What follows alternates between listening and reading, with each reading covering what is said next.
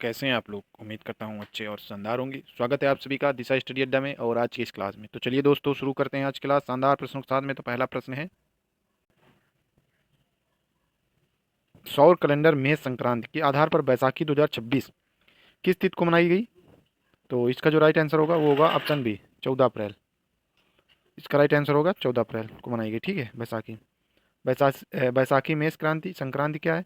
तो ये बैसाखी हर साल 13 या 14 अप्रैल को मनाई जाती है। ठीक है, इसी दिन पड़ती है और ये सूर्य के मेष राशि में प्रवेश यानी मेष संक्रांति पर आधारित है। ठीक है, जिस दिन सूर्य मेष राशि में प्रवेश करता है उसी को मेष संक्रांति बोलते हैं। ठीक है, और पंजाब में फसल कटाई का भी त्यौहार होता है। ठीक है, और 1999 में, याद रखना, 1999 में गुरु गोविंद सिंह जी ने इसी दिन, मतलब इसी दिन मेष संक्रांति के दिन खालसा पंथ की स्थापना की थी। ये याद रखना। ठीक, नेक्स्ट क्वेश्चन होगा, केंद्र सरकार ने लोकसभा के विस्तार के लिए एक विधेयक का प्रस्ताव रखा है। इस प्रस्ताव के तहत लोकसभा की कुल सदस्य संख्या कितनी हो जाएगी, यानी वर्तमान में जो संख्या है, ठीक है, उससे कितने गुना या कितनी अधिक हो जाएगी। ये बिल पेश किया गया है। ठीक है, तो वर्तमान में जो है सीटें वो हैं अभी 543 सीटें प्रभावी हैं। ठीक है, और इसको अधिकतम जो है संख्या 552 है। ठीक है, लोकसभा की, लेकिन जो प्रभावी हैं वो है 543 सीट। ठीक है, तो इसका जो राइट आंसर होगा ऑप्शन डी हो जाएगा, यानी 552 से सीधे 850 हो जाएंगी। ठीक, लोकसभा की सीटें। ये केंद्र सरकार ने लोकसभा में एक प्रस्ताव यानी विधेयक प्रस्ताव रखा है। ठीक है, और ये सरकार इसलिए कर रही है क्योंकि सरकार भविष्य में जनसंख्या के आधार पर सीट बढ़ाने पर विचार कर रही है, क्योंकि जनगणना भी शुरू हो गई है। ठीक है, तो हो सकता है कि सीटें बढ़ाई जाएं, और क्योंकि एक क्षेत्र जो होता है लोकसभा का उसमें बहुत जनसंख्या आ जाती है, इसलिए ये विचार रखा है केंद्र सरकार ने। ठीक है, नेक्स्ट क्वेश्चन होगा, हाल ही में 14 अप्रैल 2026 को मनाया गया पुथंडू किस कैलेंडर प्रणाली की शुरुआत का प्रतीक है। तो इसका जो राइट आंसर होगा ऑप्शन सी होगा, तमिल सौर कैलेंडर। ठीक है, पुथंडू जो है वो तमिल सौर कैलेंडर का पहला दिन है। ठीक है, ये हर साल 14 अप्रैल को मनाया जाता है। जैसे मान लो अभी क्वेश्चन मैंने डिस्कस किया था पिछला वाला, ठीक है, ये मेन संक्रांत, उसमें फसल कटाई का त्यौहार होता है, ऐसे ही सेम ये भी होता है पुथंडू। ठीक है, जो कि तमिल सौर कैलेंडर का प्रणाली की शुरुआती का प्रतीक होता है। ठीक, नेक्स्ट क्वेश्चन होगा,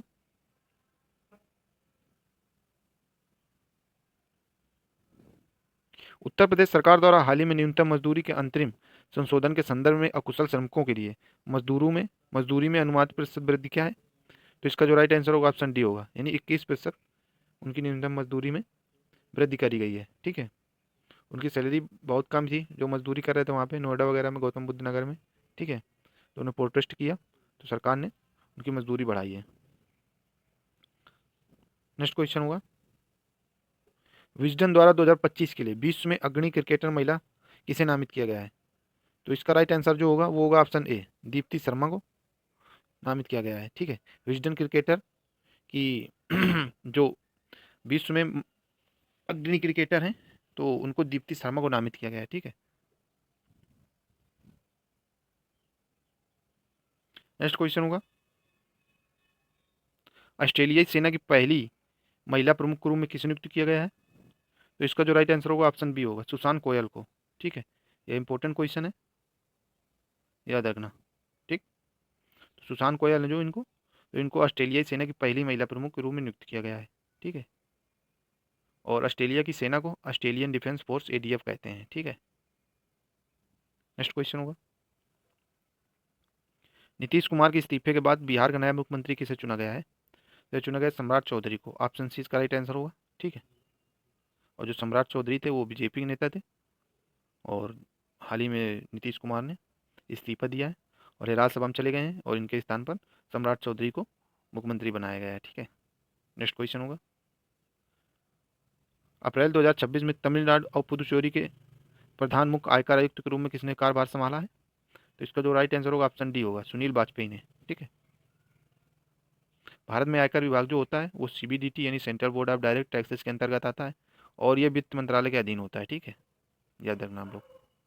नेक्स्ट क्वेश्चन होगा, हाल ही के एक फैसले में सुप्रीम कोर्ट ने आपसी सहमति वापस लेने के बावजूद एक विवाह को भंग कर दिया और पूर्ण न्याय सुनिश्चित करने के लिए सभी संबंधित कार्रवाई को रद्द कर दिया।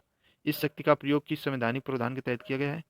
तो यह किया गया है ऑप्शन ए एक अनुच्छेद 142 के तहत। ठीक है, इसका जो राइट आंसर होगा वो होगा ऑप्शन ए।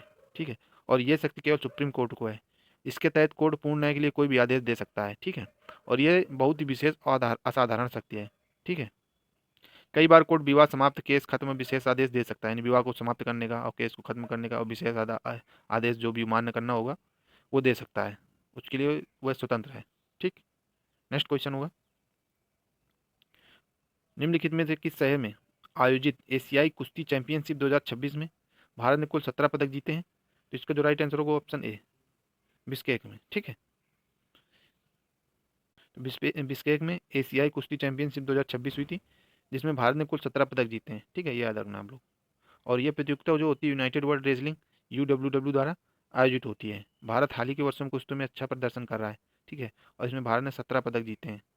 और प्रमुख जो भारतीय पहलवान गए थे वो बजरंग पूनिया और साक्षी मलिक, रवि दहिया आज लोग इससे जुड़े थे। ठीक है, तो आज की रही क्लास दोस्तों कैसी लगी कमेंट करके जरूर बताएं, और मिलते हैं कल एक नई क्लास में शानदार प्रमुख साथ में। तब तक के लिए दोस्तों जय हिंद, पढ़ते रहें और मस्त रहें। यदि चैनल को सब्सक्राइब नहीं किया हो तो कर लें प्लीज़।